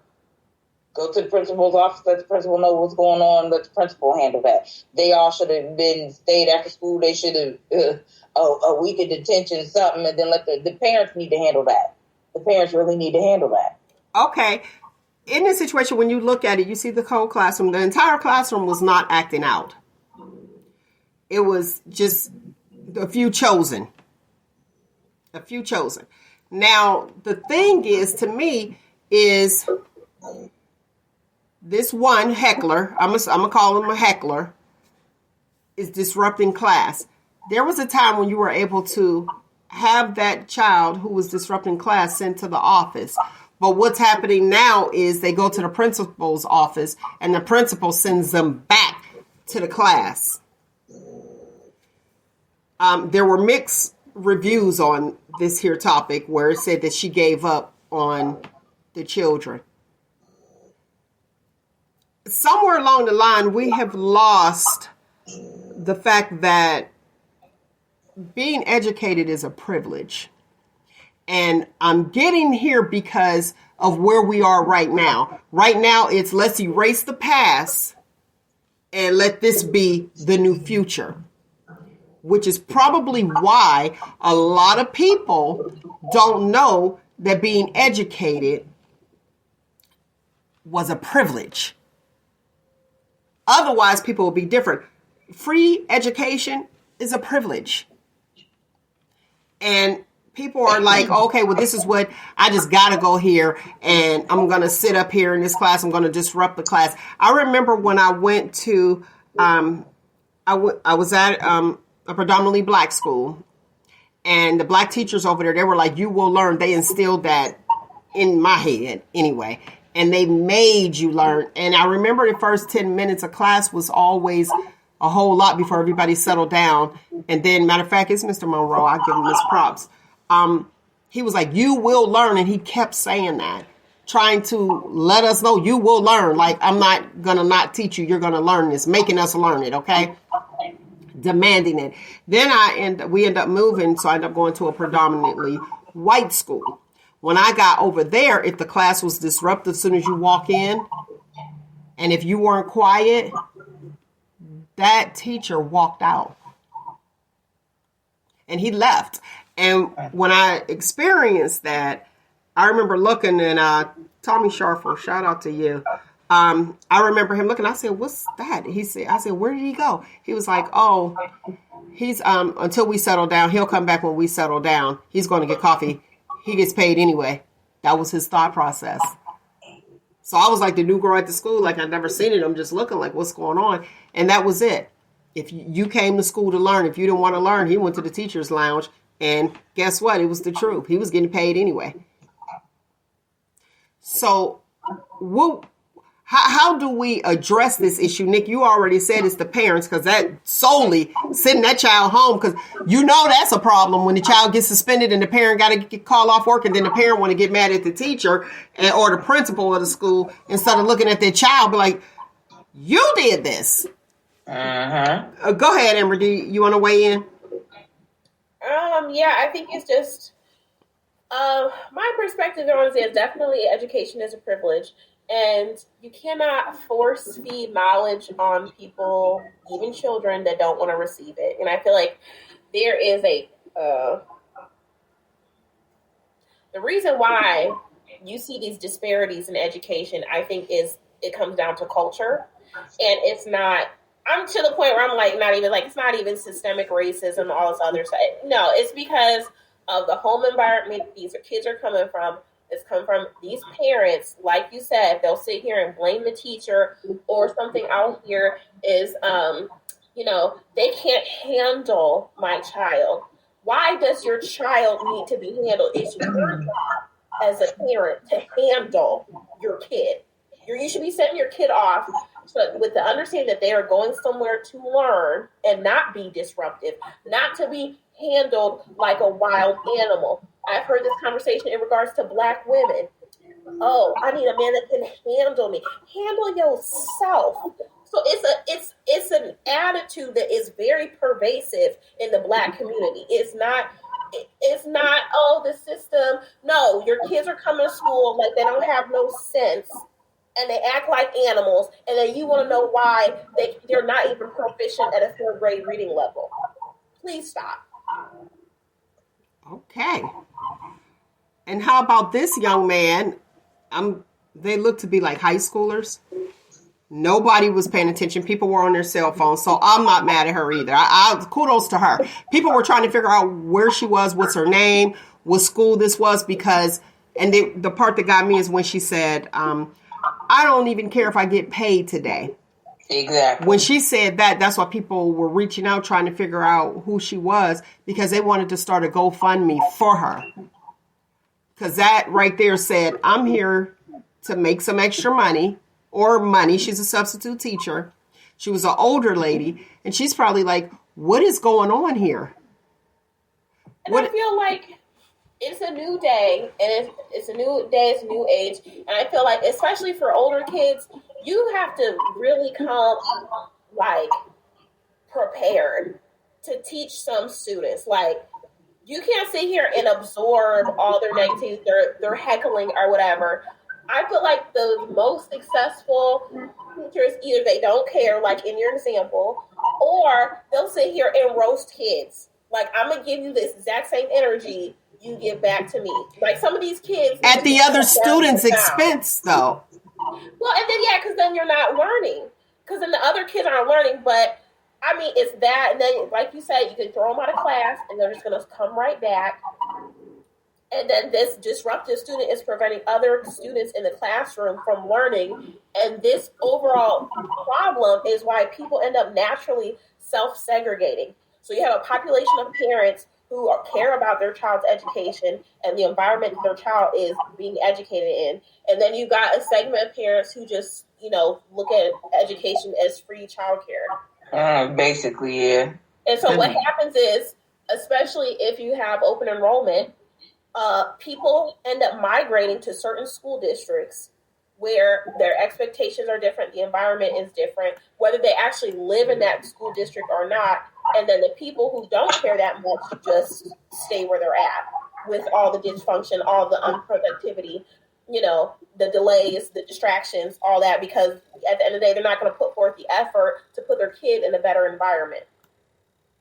And you know what I found most of the time? Those that act like or get upset or have that thought process of their child. That's a babysitting, free babysitting for 8 hours. Are the ones who don't work. They're at home, getting high, turning up, going to get their nails done or whatever. It's those. Okay, viewer and listener discretion advised. Content is alleged. The views of Nick the Voice is not the views of the rest of the hosts on Shop Talk with Mel. I just had to put that out there. But I feel you. When kids come home. I hear you. Or picking them up late. How you picking them up late and you don't even work? Thank you. With a bonnet, pajama pants, and slippers. Maybe they work night shift. Yeah, right. But I wasn't coming up in there like that. Look, at all. Exactly. At all. My mother worked night shift, and she either still had on her nursing uniform, or she had to get out of bed if they called a little bit later and put some clothes on. But she never came up to the school, and she only came up there for me for once. But my brother, yeah, that's a different story. But yeah. So the working parents, they either coming in their uniform or they got clothes on, but never it's just ridiculous nowadays. I'm telling you, the amount of things you see when you around schools. It's interesting. It's interesting. It's like, why? But how do we fix this? This stuff needs to be addressed, and the parents aren't doing what they need to do. Teachers can't teach because they got to settle everybody down. I remember I had one, when I was working as a school nurse, one student, he used to be so devastated because he would try so hard to behave. And he said, now we can't have recess because of one person. One person in the class. I'd be like, listen here, this ain't no team. Like, I could see if it was like the basketball team, stuff like when you're doing like team sports, you all are one. But in the classroom, no, why am I being penalized because of this one person? So if I'm being penalized, the entire class, and I'm being penalized because of one person, why don't I just jump on that bandwagon because I'm not going to get a reward anyway? Right. Or that's why people end up self-segregating and being like, I'm going to make sure I'm in a class with all the good kids so that I can go out to recess. It's just logical thought process. You know what I'm saying? And so people are like, oh, there's this and there's that. And it's just like, well, people tend to group themselves together. Okay. Yeah. But see, this is an issue for me. This is a serious issue for me because I remember being the student in the classroom and I'm there to learn, and then you have one, or they sat outside the door at the desk. Remember the desk used to be outside the door? The teacher will put them outside the class, and then the next step outside the door was to the office. But now I notice that these children, you set them outside the door, they down the hall. Like, I remember I was like, well, where's your pass? Oh, I don't have a pass. I was sitting in the hall. You sitting in the hall, you down here talking to me like, come on, because the teacher can't teach and babysit. And then I see where they were trying. It has become very popular, the disruptive behavior. And that's why they're trying to diagnose these children and then have psych clinics inside of schools and diagnose them young at 6 years old we were talking about on a previous show. Mm-hmm. The one kid that shot his teacher. That was extreme. Aw. Go ahead, AmberDee. Said Leslie Ann on Facebook said, "Oh, Mel is right. She always wanted to learn." See, I went to school with her. But when you have that, it's like, what do we do? That's why they did the little, the teacher's aide or a helper? What did they call them? They put them in the classroom, and they still can't control the environment. Because it starts at home. It starts at home. Little demons coming to school, and then you think these children are coming from, like you said, no supervision. The parents is just as apathetic. You've got parents who are just as illiterate as their child is. You can't be surprised the child can't read when their mama can't read. You can usually tell the children. Now, I'm going to say usually tell the children, the ones whose parent actually cares, because they are more well behaved. Whether it's a single parent or two parents in the home, you can tell the parents that actually do care, because their children are well behaved, or when they act out because of their little classmates and they think it's funny, that parent is there. That parent is on that child. That parent is not cussing the teachers and the principal out. That parent is right there. That parent is present. That parent is active. Some aren't. And the ones that they keep calling is the active parent, to use that child as an example. Like, okay, we'll see what happened when I called his parent. That's not okay either, because that's abuse. That's abuse to me. Here we go. Okay. Hardball 1 second of Facebook said it starts with the parents. Exactly. Yeah. The Shandu Pegler of Facebook said Mel is right. Covington Elementary. Hey, somebody done changed their name, because I don't remember going to school with that person, but they know me. And yep, Covington, that was it. Covington School. That was it. It's what do we do? Do you address the parents? Yep.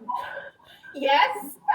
You remember that one? Oh, AmberDee, you remember that one was in that office. She was ready to fight everybody. Okay, I remember, because I was like, shoot, well, you can't get jumped now. Because we got parents coming into school, threatening staff, and it's crazy. And those are the parents that need to sit in jail for 30 days and think about it. Maybe then, when they get tired of sitting in jail 30 days a pop for their disruptive child, then maybe they'll start getting their child together instead of blaming everybody else. Yeah, Nick the Boy said it, come after me if y'all want to. I heard that. Yep, I think we need to bring back shame, and we need to start telling these parents the truth. Tell them, you know what, I wonder what's going on in your household as to why your child's coming to school behaving this way. Right. That, because your child's behavior is not my responsibility. Okay, but everybody's like, oh, well, they're in a single family household, like they're with a single mom or a single dad, and we keep making these excuses. And another thing, AmberDee, I want to address. You were saying they're home alone, pretty much. Well, it was a lot of latchkey children. We knew. You go as soon as you get home from school, lock that door, don't open it for nobody. Like, we knew what to do, but there were standards. And, I'm still annoyed about the psychiatrists wanting to come in to the schools and diagnose a 6-year-old. Their brains aren't fully developed. How do we know that they're bipolar? Diagnosing these little children, got them on Zoloft, 50 milligrams. I was mad about that. First grade. Why are you on 50 milligrams of Zoloft? This child, twice a day, Zoloft, 50 milligrams. Listen, 100. They do 100 for adults. So if he's in the first grade, you go up, you're at 100. There's going to be 200? Then 400. You know what I mean? First grade. So why are we doing this to our young people? Just like puppies. They have to be trained. They're going to be bouncing around. Everything is not going to be copacetic where you just sit down and learn. And to me, and I'm putting that part of it on where teachers feel like I'm supposed to just stand in front of the class and teach.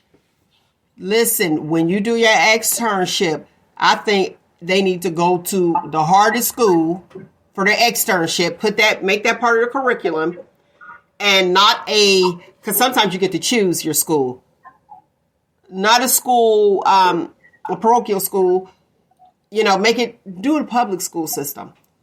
And don't let the principals, they say, oh, we're going to have a guest today, so I need you guys on your best behavior. We know how teachers do that. Don't allow them to do that. Let them see the real deal. Because what happens is when they see the real deal, they end up passing out at the job. Seeing that, AmberDee, I think you were there that day. stress levels nutty, wanting to quit when it's like nobody is a cookie. I mean, we don't have cookie cutter students. Everybody is different. They come from different backgrounds, different cultures.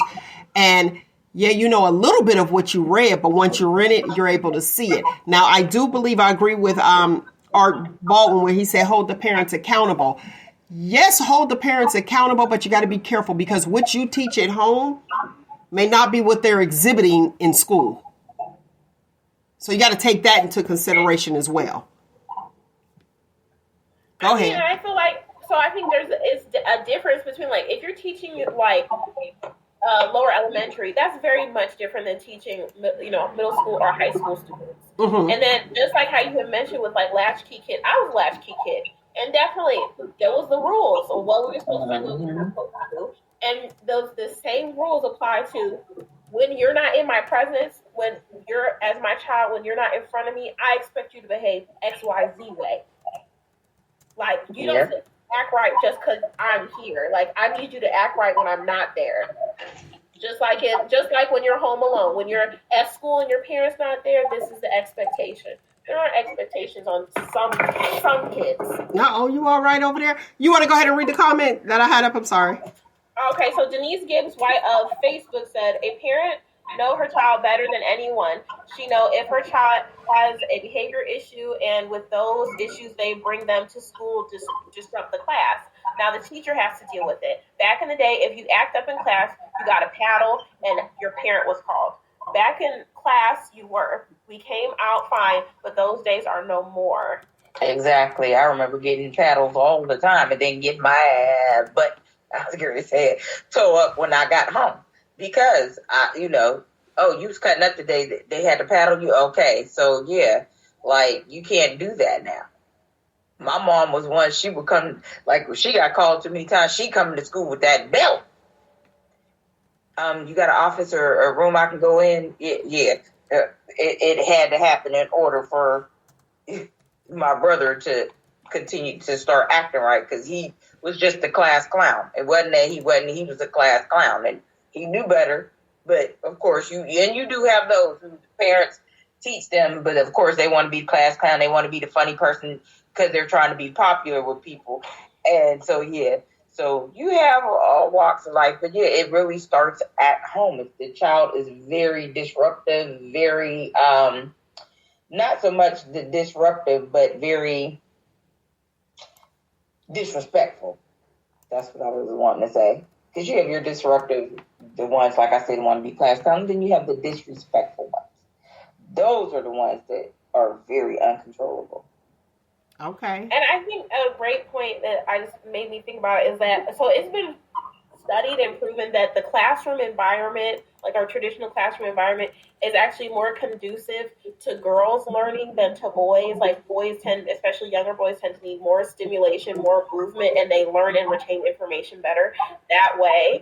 And then school districts that have incorporated that or, are more likely to incorporate that into their curriculum or whatever. Again, that goes back to like being invested because there are schools that, they're on top of their research and they're like, okay, because you're always going to have a class clown. And that doesn't mean they're a bad student, but it just means like they have different needs and that, sit down for 40 minutes environment is very conducive to their personality and their learning style. But there are a lot of these underfunded public schools, they're not going to do that because there's not enough staff, there's not enough funding, and then there's no investment to like, okay, how can we, provide more options for different students' learning styles?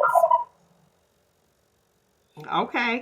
Let's go to this pastor's wife, first lady, goes off on the mistress behind the pulpit. Did you guys see that? Mm-hmm. Let me see if this is the actual clip. Hold on. Woman says she's a prophetess. She got a word for my husband. I said, no, you ain't got a word for him. You got a word for us. The spirit of the prophet is subject to the prophet. Natasha Davis. I told you, I'm not your typical first lady. This first lady fight. And if I catch you in the street, I warned you. This is really sad. Now, She called her out. The lady who was with her husband. What's your thoughts? This needs to be addressed. What's your thoughts on your spouse or your mate being a public figure? I'm using air quotes for the listening audience, and you having to deal with the different things that go on, and people are judging him based off of your actions. He's a man of God. He knows better. Exactly. But this is his mate. Yeah, but she called attention to what he got going on. Exactly. He knows better. Okay, so and they're supposed to be held to a higher standard. Okay, so why is she getting all the backlash? Because she called out the mistress. Because they want her because she's the first lady and a person of God. You shouldn't have said that or called a person out or talk about fighting on the pulpit. You address it wherever you address it. She was letting her know and letting him know, like, she shouldn't be getting all that backlash. I understand, some people don't agree with how she handled it. And people handle things different. She handled it the best way she knew how. She handled it like Nick the Voice. Yeah, exactly. That's who I. Go ahead, AmberDee. What you got? I feel like first of all, if you actually read the Bible, especially the Old Testament, there's all kinds of violence. First of all, and this is violence commanded by God. Okay, there was some violence that they chose to do on their own, but there was definitely some violence that was straight out of the heavens. God said, "Go lay down something," right? And so I feel like she definitely disrespected the pulpit. I mean, if she had incorporated into some scripture, because that's something I know a lot of Christian folks love to do when it comes to infidelity. Oh, the devil! Well, see, Matthew, like they gonna throw a verse at you to make it all right. To make it all right, huh? So, and I mean, but as far as her feelings, like, I don't blame her. You know what I'm saying? Definitely, mistress can catch hands. I support that, and he should be at fault. It's his behavior that brought all this. At the end of the day, all of that. If the pulpit was disrespected by the first lady, okay, well then why is the pastor participating in behavior that is disrespectful to God and to his cloth and to his pulpit? He disrespected the pulpit before she did. Tell the truth, shame the devil. Now, is that what they say? Isn't that interesting? How this needs to be addressed. Thank you, ladies. Why is it that he gets a pass? Nobody's focusing on the act. They're focused on her talking about she won at a fight, and they can't believe that she called out this first lady. So they are condemning her actions, where she did apologize. She did an apology message. You guys can check her out. Jamila Gooden, that's her name, and you guys can check that out. But why did she have to apologize for how she felt from what he allegedly did? Let me put that out there, people. Don't be coming for me. Look. So content is alleged. Okay. I showed it and I said it. So why is that? Why is it that the man seems to get a pass? I'm assuming because this is not as a Christian, as a churchgoer, definitely seen this before. And so I'm assuming he's actually already apologized to the congregation for his indiscretions, and that's why people are focused on him. And then also, like I said, he probably presented the infidelity in a more typical church way, as I had mentioned before. Now, this is a clip. I'm going to play it again. Exactly, and I don't know if what was said, what she said before that. Right. We don't know. This might not have been his first time. That may have prompted her. Oh, okay. Well, let's play this clip again for the people that just tuned in. Now, let's look at this couple. They just met during the pandemic. Wait. This is a whole... whoa. That is important, too. Yes, the couple did just meet during the pandemic. Allegedly. Wait, the pastor couple? Allegedly. Okay, so the pastor and the first lady met in the...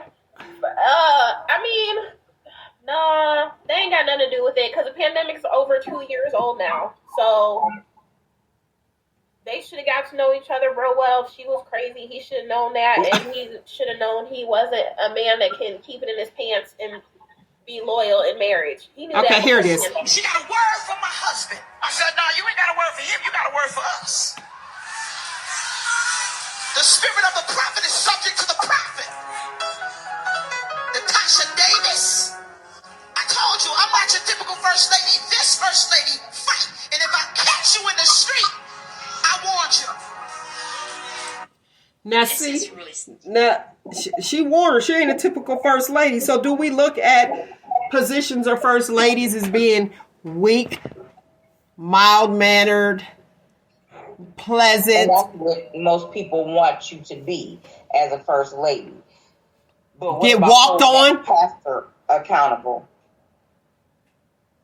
Okay. Because they're not holding him accountable as well. Because his actions led to her actions. You know what they say? Alleged. There's a reaction. Yeah. Alleged. But for every action, there's a reaction. That was her reaction to his action. And it sounds like that was not the first time for her to even have to address it. Oh, okay. Go ahead, AmberDee. Would you want to read the comment? I can't hear you, sweetheart. So Art Baldwin, the second on Facebook, said, you keep that behind closed doors. Okay, and this one real quick, and then go with your comment. So Bob Black of Facebook said, it's always the woman is wrong for acting out, but if us men don't give her a reason to act out, these problems won't arise. Thank you, Bob. sir. Thank you, Bob. Thank you. Okay, now what were you going to say, AmberDee? As far as Nick's point of it being a multiple indiscretions, I mean, that to me then it's back to her because it's like it's time to divorce. Infidelity is one of the very few reasons the Bible condones divorce. So, it is a horrible offense. Like, it's very serious, and unfortunately, because of the patriarchy, all throughout human history, it's always minimized when a man commits infidelity.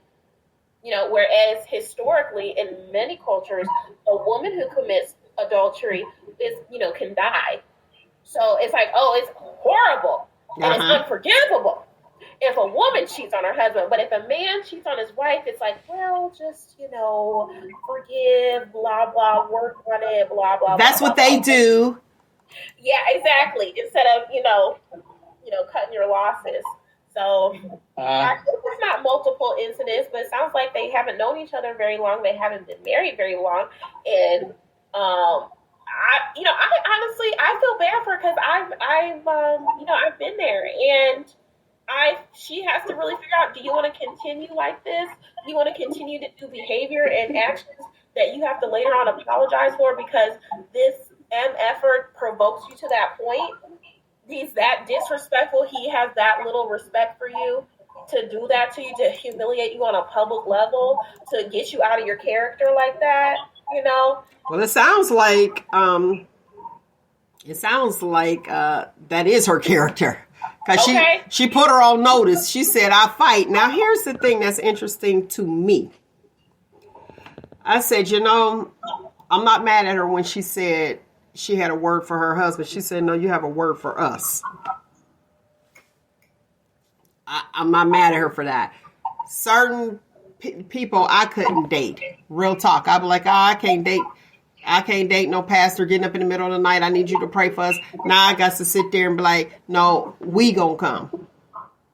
You know what I mean? I'm like, now I got to work with him because knowing how things can go. And I don't think it's to say that he planned on cheating or being insecure or anything like that. But let's be realistic. You can have the most unattractive people together. But if it's the last two on earth, they're going to be together. They're going to have sex. If you put a man and a woman in a room, it's natural chemistry. If they were the last two people on earth, think about it. Well, So what I'm saying is a man and a woman in the presence of each other, there's going to be some type of attraction. That's where I'm getting at. Yeah, I completely agree with that. But I feel like from the things I've heard, it's like men cheat for variety, not for quality.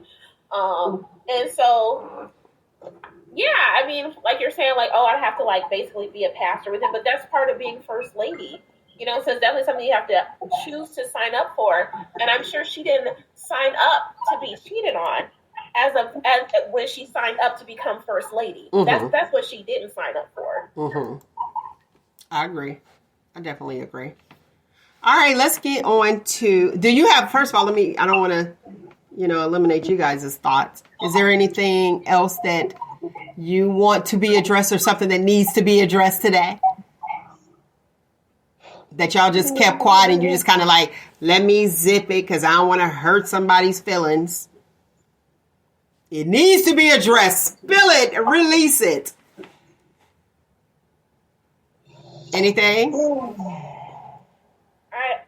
I don't know if you guys have been following. There's been another school shooting in Houston, I believe. You must be reading my mind. You're reading my mind. Go ahead. And I just feel like we really need to address this. I mean, it's been talked about, but I feel like it's not being talked about enough. The crisis of young men. Okay, it's older men. It's all of them, obviously, but it's especially these young men. They have no support system. They have no emotional outlet. They have incredibly poor social skills. They are not, I think we're getting so individualized and self-centered as a culture. We are really missing the mark on how important it is to teach our young people social skills, to teach them how to interact with other people, because we are a communal species. It does matter. We're not meant to be lone wolves. We're not meant to be alone. And if it's not something you're taught at home, or you don't have the emotional support, or if you're going through a difficult period as a young person, it's can be, really bad and end up in death. That young man, after he shot at his staff, then he went and killed himself. And I just feel like most of these shootings are men or are male. They're not female students. And I think we need to really talk about how we are not supporting young men in this country. Okay. You know what I think needs to get out? When you said men sleep with women for variety. Notoriety is something. We're going variety to notoriety. And a lot of these young people with the school shootings that are young, they want to go down in history. I read a few of them, remember the ones that actually lived after. And when they were interviewed, they all had something in common. And they wanted to be noticed.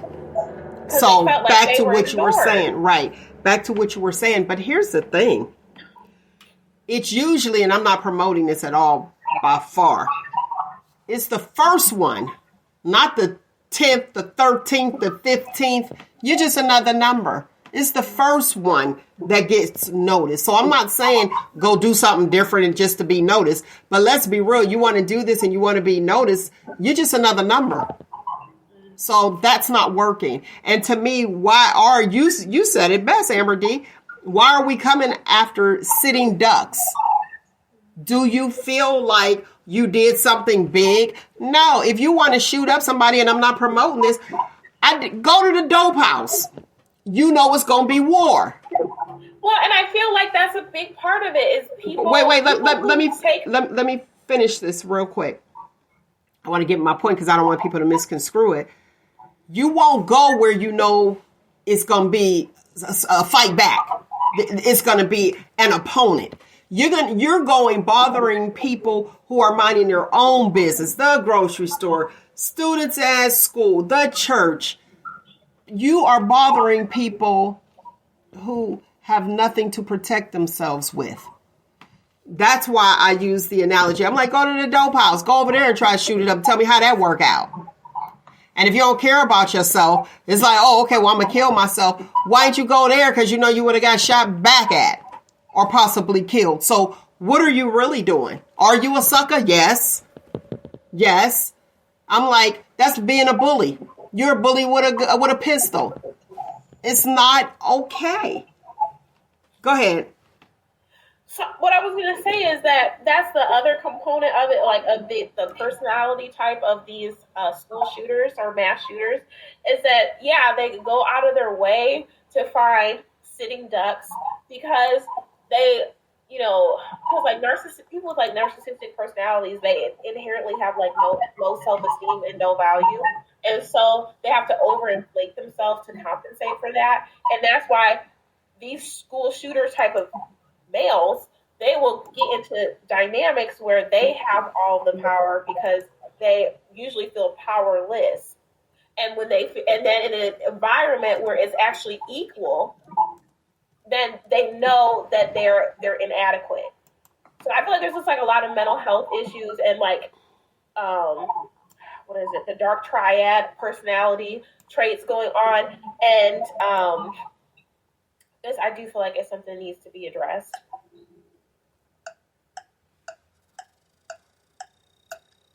Hey, what's that sound? I know that sound. What is it, girl? That sound is Mel's medical moment. Oh, I miss y'all. Today we're going to talk about 8 super brain foods for studying. Do 8 of them, okay? 8 brain foods for studying. And these are considered your super snacks, all right, lovely people? Let's see. What do you think a brain food or a brain snack would be? Walnuts. Okay. Pecans. Who? Pecans. Okay, nuts. Mm-hmm. And what you got, Nick? Yeah, I was gonna say like almonds. No, carrots is basically for your eyes. Child, I need to throw back some. Ooh-wee. All right. Okay, so I'll let you know. Nuts. Okay, nuts is the ideal super study snacks. Berries, blueberries, strawberries, all the berries, dark cherries. If you're not allergic to them, go ahead, take those in. They'll get that mind. Look, keep your memory sharp, all right? Fruit is good, but you have to be careful if you are a diabetic, anything like that. Be very, very careful. Fructose is a thing, so that's sugar too. Some people feel like, okay, I'm not eating the raw sugar, I'm eating fruit, but it increases the blood sugar. Dark chocolate, eggs, cheese, Greek yogurt, and olives. So there you have it. Those are super study snacks. So if you feel like you need to study or you got something to do, you have to speak somewhere, try snacking on some of those, okay? And you can get that information from info.lsc.ac.uk. All right, that was a good article that I read. I was like, we're gonna talk about that today. So there you have it. Snacks. Snacks are good. Yeah, very, very good. So now we were talking about the school shootings incident. I was thinking, how about this? Now, you know, with all the things that's been going on with the funerals, this need to be addressed too. Let me say this. It's so many funerals going on and you have a lot of friends and you want to go, but you can't make them all. So I was thinking, you know how they have like Lyft, Uber. What if you had like seat fillers for funerals? Like, what if somebody like had a job was like, oh, I can attend a funeral for you? Yeah, that's a thing in a lot of other cultures too. Is it? Yeah. So, like, you pay somebody to go to a service for you? Right. Like, well, no.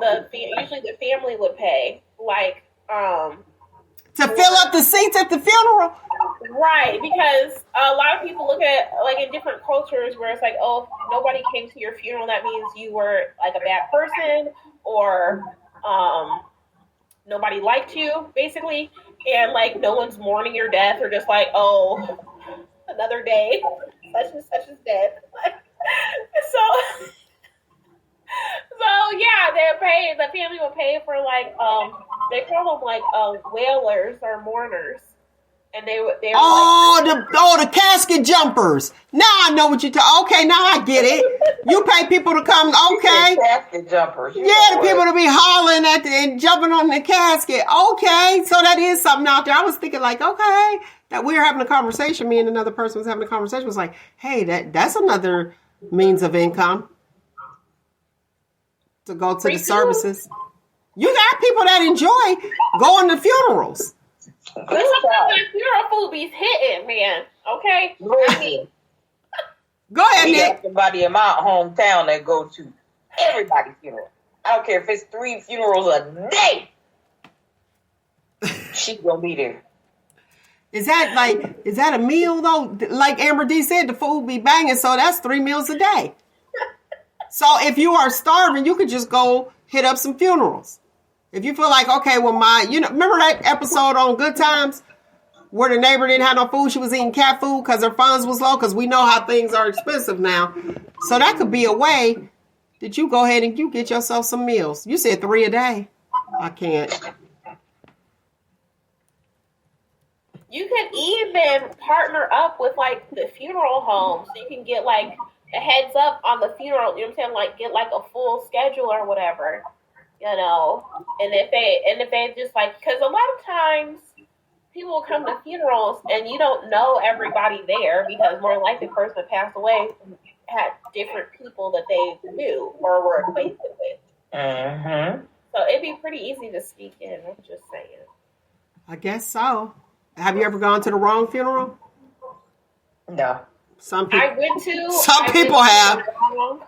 Oh Jesus! I went to the wrong. The repast was in a big event center, and there was multiple events going on, and I went into the wrong space. I did that before. Okay. You went to the wrong side. Exactly. Okay. I was in the wrong side of the building. Okay.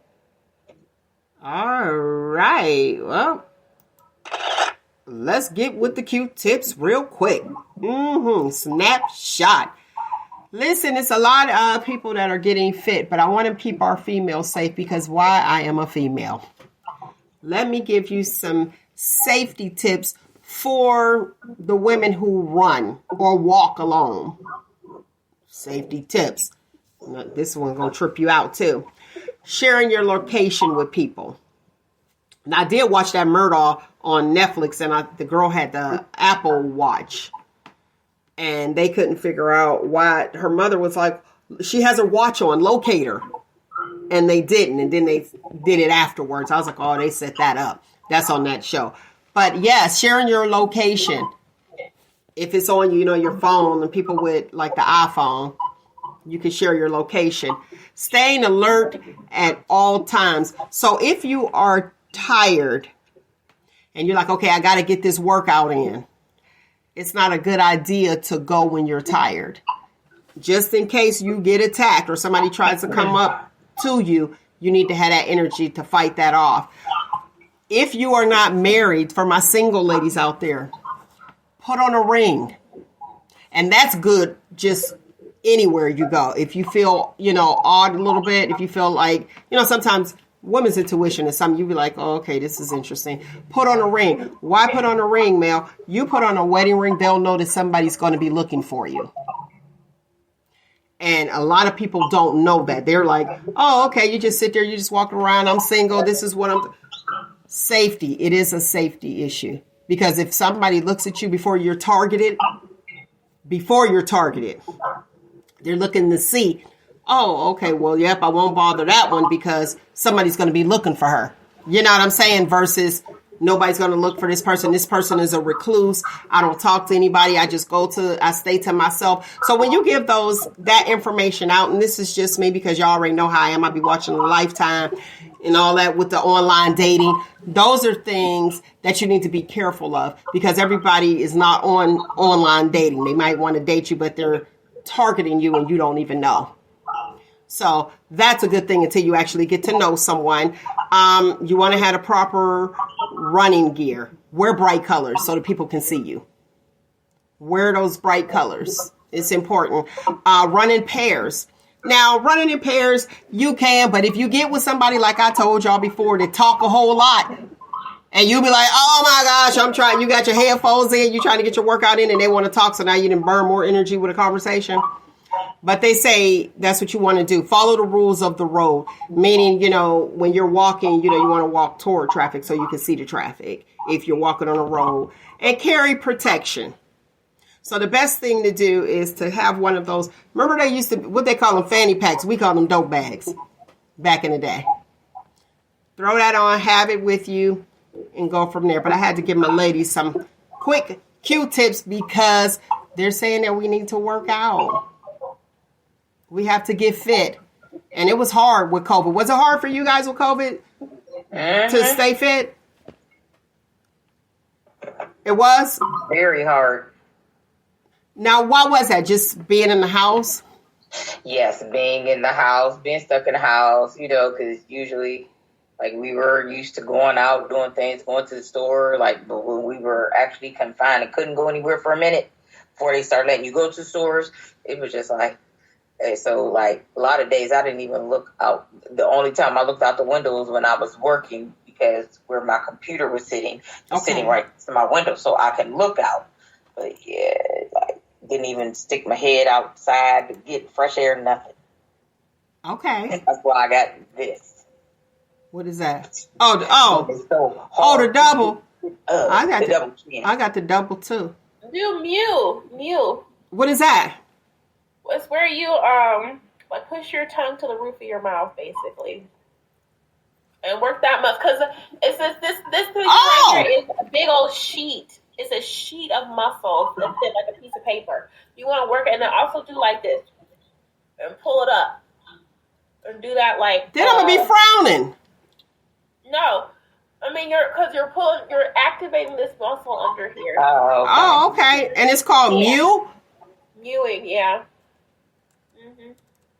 Okay, thank you. Add that to the medical moment. Amber's. I'm gonna do that. So you push your tongue to the roof of your mouth to activate this muscle. Yeah, and you want to do like reps. Okay, like 10. Then Would that be the same as like a straw though? Like, what? Oh, it's a swallowing motion. You would think that it shouldn't. Now that's awkward, don't you think? So your tongue touches the roof of your mouth when you swallow if you're eating. I think that's the problem. I'm like, you eating, then that has to settle in there. Yeah. Okay. Well, look at there. I'm about to do it because I don't want the double up. Yeah. Yeah, I gotta get rid of the double. I gotta get rid of a lot of it. Me too. Shoot. Yeah. Okay. We gotta get it going. All right, lovely people. Let us switch this off. Look, I'm like, let's switch this over to this side. There we go. Okay. Here we go. We talked about things that need to be addressed. It's important. But we have to solve the problems. So when solving problems, dig at the roots instead of just hacking at the leaves. What's causing the issues? So back to that one. Tell them. Y'all know what segment that was in, right? And that's from Anthony J. D'Angelo. That was today's footnote. Hey, lovely people, I thoroughly enjoyed you as I do each and every single Saturday. I'm telling you, I really, really do. Don't forget to subscribe to the YouTube channel. Leave a comment on the YouTube channel. How did you enjoy the show? If you wanted to add in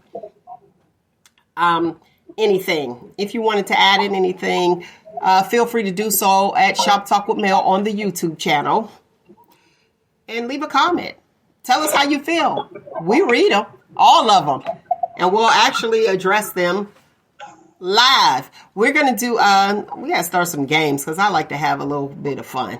Do some, name that tune, win some Shop Talk paraphernalia, Shop Talk prizes like we do. All right. Okay, here we go. Find you, embrace you.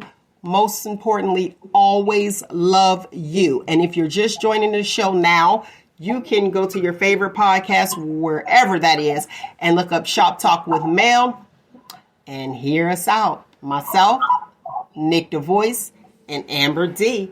See you next week. One more time. Find you, embrace you. Most importantly, always, always love you. Until next week, people, you know what it is. Shop Talk. Oh, man, that's whack.